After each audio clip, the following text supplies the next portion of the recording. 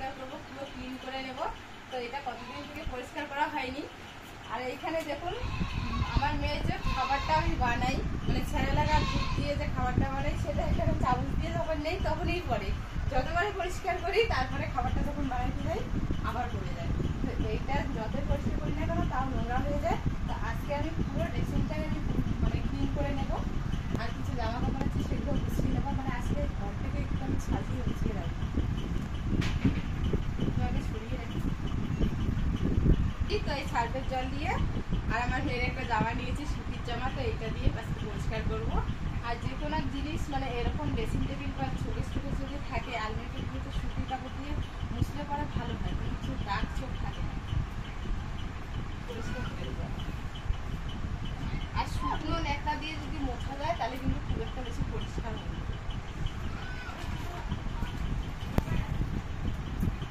আয়নাটা একদম পরিষ্কার হয়ে গেল।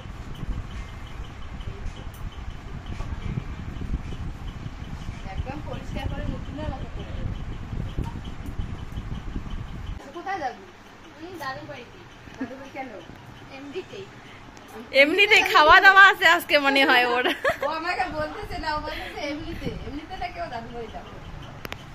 আজকে দাদুর বাড়িতে খাওয়া দাওয়া আছে তাই না? হ্যাঁ, তাহলে যে বলি এমনিতে হবে মাটন। মাটন দিয়ে খাওয়া তো ভালো হবে। হ্যাঁ, তো মাটন খেয়ে তো চেহারা হবে। আর এই খোপটা করে না তাড়াতাড়ি করে নোংরা হয়ে যায়। এখানে ফ্রিজে যদি থাকে তো ফুলের চালগুলো যখন রাখি তখন ক্লিন করে রেখে দেয়, আবার কয়েকদিন পরে আবার নোংরা হয়ে যায়। আর আমার মেয়েকে দেখে দিই, ও ঘুরে বেড়ায়। ওকে খেলা খেলা দিই। আমি ওকে একটু পরিষ্কার করি। আজকে আমার অনেক কিছু কাজ আছে। তো আজকে আমাদের বাড়িতে ভালো মন্দ খাওয়া আছে, খাওয়া হবে। শুধু সুপ্রিয়া তোরাই শুধু ভালো মন্দ খাবি, আমরা খাবো না। আমাদের বাড়িতে আজকে ভালো মন্দ খাওয়া আছে। আজকে সবাই বাড়িতে খাওয়া দাওয়া ভালো হবে। হ্যাঁ, আজকে আমাদের বাড়িতে হবে খাসির মাংস। খাসির মাংস নিয়ে এসেছিল আর মাছ নিয়ে এসেছে, মানে মাছ নিয়ে এসেছে।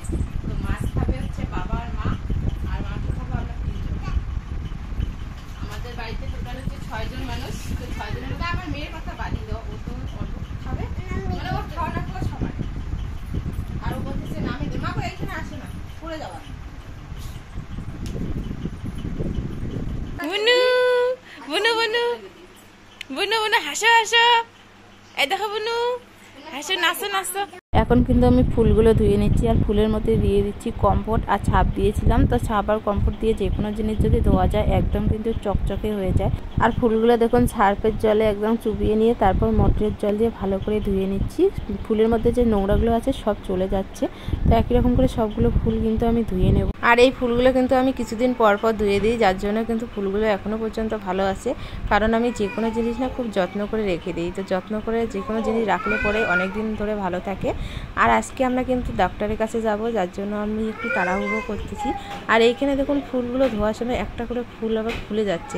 তো এগুলো ফুলগুলো যদি খুলে যায় আবার লাগানো যায়। তো আজকে সকাল সকাল কিন্তু আমি কাজে লেগে পড়েছি, মানে ঘরের যা কিছু জিনিস আছে সব কিছু গুছিয়ে নিচ্ছি। আর ড্রেসিং টেবিলটা ধুয়ে নিলাম, ফুলগুলো এদিকে পরিষ্কার করে ধুয়ে নিলাম। আর আমার মেয়েকে ডক্টর দেখাতে নিয়ে যাব বলে সকালবেলা কিন্তু ডক্টরের কাছে ফোন করা হয়েছে। তো ডক্টর বলেছে যে 2 ঘন্টার জন্য নাকি বসবে। তো তার জন্য আমি তাড়াহুড়ো করে কাজ করে নিচ্ছি। আবার আমার ভাত রান্না করার বাকি আছে। আর আমার সবগুলো ফুল কিন্তু ধোয়া হয়ে গেছে। এখন কিন্তু রোদ্রের মধ্যে নিয়ে গিয়ে শুকোতে দেবো। আর এখানে দেখুন ওয়ালের মধ্যে শুকোতে দিয়েছি। আর ঝটপট করে রান্নাটা সেরে নেবো আমি এখন। এখন দেখুন দুপুরবেলা আমি খাসির মাংস রান্না করতেছি। এই দেখুন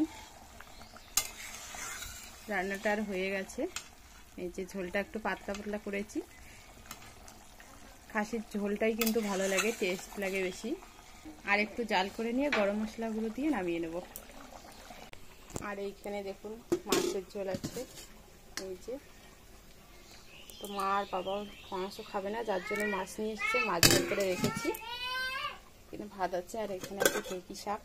এই যে ঢেঁকি শাক। আর আমার মেয়ে দেখুন এইদিকে ভাত খেতে বসে পড়েছে। মাগো তুমি ভাত খাবে? কি দিয়ে খাবে? মাম ভাজা। আর কি? হ্যাঁ কি কি খাবে? আরো খাবে? বাবা কেমন করে খাবে? কে খাওয়াই দেবে তোমাকে? ঠাকুর খাওয়াই দেবে? ঠিক আছে, নিয়ে আসি। হ্যাঁ, নিয়ে আসি ভাত। ও ভাত খাবে, এখন বসে পড়েছে পিড়ির মধ্যে। তো এখন আমরা যাব ডাক্তারের কাছে। তো বেরিয়ে পড়েছি।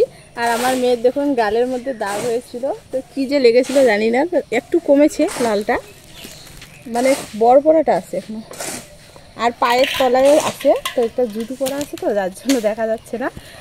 তো গায়ে পায়ের মধ্যে আবার ফোসকার মতো উঠেছে, এই যে এইখানে একটা, এই যেটা, এই দেখো, এই যে এটা এইরকম না মাঝে মধ্যে ওঠে, যার জন্য আজকে যাচ্ছি ডক্টরের কাছে। তো ডক্টরকেও দেখে নেব, যদি ক্রিম ট্রিম কিছু দিয়ে দেয় নিয়ে আসবো, বেশিক্ষণের লাগবে না, দেখেই চলে আসবো আবার। তো এখন দেখুন রাস্তায় আছি, আমরা যাচ্ছি, তো অনেকটা লেট হয়ে গেছে।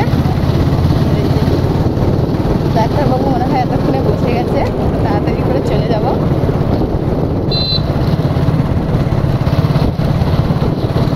আর আজকে প্রচণ্ড উঠেছে, গরমও পড়েছে। এইখানে যখন একটু গাছের ছায়ার মধ্যে আসা হয় তখন একটু ভালো লাগে, ঠান্ডা থাকে।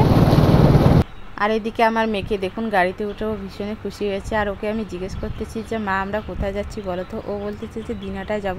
তো আমি যে ওকে সকালবেলা বলেছিলাম যে ডক্টরের কাছে যাব দিনহাটায়, তো সেটাই ও আমাকে বলতেছে। তো ও দেখুন খুব খুশি হয়েছে আর হাসতেছে।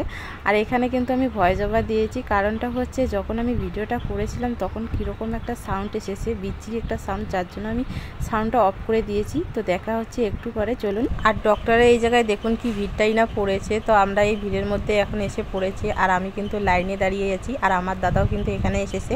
আর আমি কিন্তু সিরিয়াল নাম্বারটা জিজ্ঞেস করেছিলাম। তো বন্ধুরা এই দেখুন ড্রেসিংটা পরিষ্কার করার পর দেখুন সাজিয়ে নিয়েছি।